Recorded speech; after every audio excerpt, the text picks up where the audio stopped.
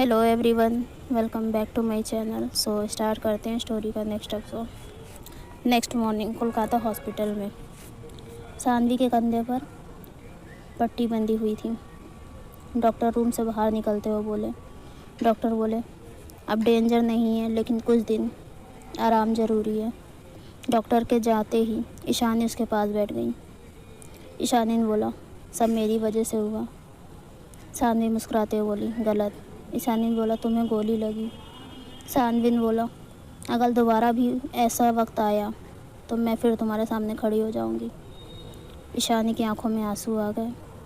उसने धीरे से सानवी का हाथ पकड़ लिया। पुलिस हेडक्वार्टर में SP Arjun Sen conference room में बैठा था।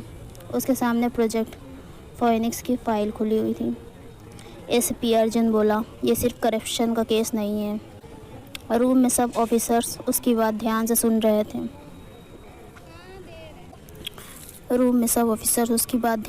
रहे थे। एसपी अर्जुन ने बोला, इस प्रोजेक्ट के थ्रू फेक कंपनीज बनाकर करोड़ के मनी लॉन्ड्रिंग हुआ है। एक ऑफिसर ने दूसरी फाइल खोली। ऑफिसर बोला, सर, महेश मल्होत्रा अकेला नहीं है। एसपी अर्जुन बोला, और कौन?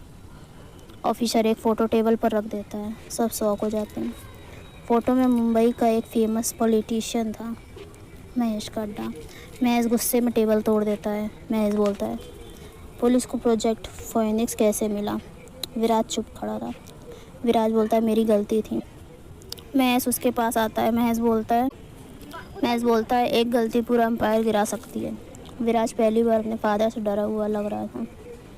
ईशानी का फैसला। हॉस्पिटल के बाहर ईशानी बालकनी में खड़ी थी। उसके हाथ में राजीव मेहरा की डायरी थी। ईशानी पूछती है, मैं भागना बंद कर रही हूँ। सानवी उसके पास आती है। सानवी बोलती है, क्या सोचा है? ईशानी बोलती है, मैं मुकेश को उसके हर क्राइम की सज़ा दिलवाऊंगी। सानवी उसकी तरफ देखकर मुस्कुराती है। सानवी बोलती है, मैं तुम्हारे साथ हूँ।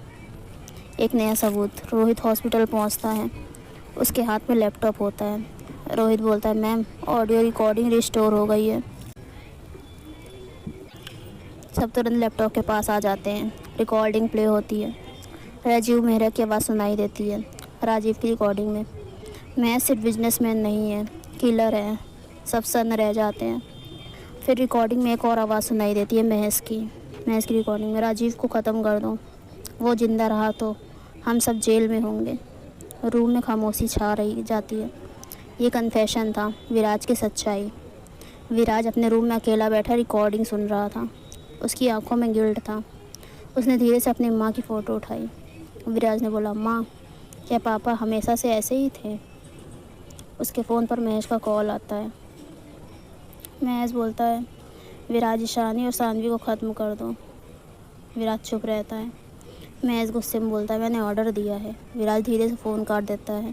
पहली बार उसके अंदर अपने फादर के खिलाफ बगावत शुरू हो गई थी। रात का समय। हॉस्पिटल की टेरेस पे ईशानी और सानवी सिटी लाइट्स देख रहे थे। ईशानी, जब ये सब ख़त्म हो जाएगा? सानवी, तक। ईशानी बोलती है, मैं फिर सिर्फ एक कैफ़े ओनर बनना चाहती हूँ। सानवी मुस्कुरा देती है। ईशानी बोलती है, और मैं रोज़ फ्री कॉफ़ी पीने आऊँगी। ईशानी बोलती है, फ्री? बिल्कुल नहीं। दोनों ज़ोर से हंस पड़े। बहुत दिनों बाद दोनों ने बिना किसी डर के हंसी थी। उसी वक्त पुलिस हेडक्वार्टर में एक इमरजेंसी अलार्म बज उठता है। एक ऑफिसर भागते हुए एसपी अर्जुन के पास आता है। ऑफिसर बोलता है, सर। एसपी पूछता है, क्या हुआ? ऑफिसर बोलता है, एविडेंस रूम में ब्लास्ट हो गया। एसपी तुरंत खड़ा हो जाता है। प्रोजेक्ट फोएनिक्स की ओरिजिनल फाइल आग में जल रही थी और सीसीटीवी स्क्रीन पर ब्लास्ट से कुछ मिनट पहले एक आदमी एविडेंस रूम से बाहर निकलता हुआ दिखाई देता है। एसपी जूम करता है। उसका चेहरा देखते ही वो हैरान रह जाता है, विराज मल्होत्रा। सो गाइस, देखते हैं आगे क्या होता है। If you like then like, share and subscribe. Bye bye.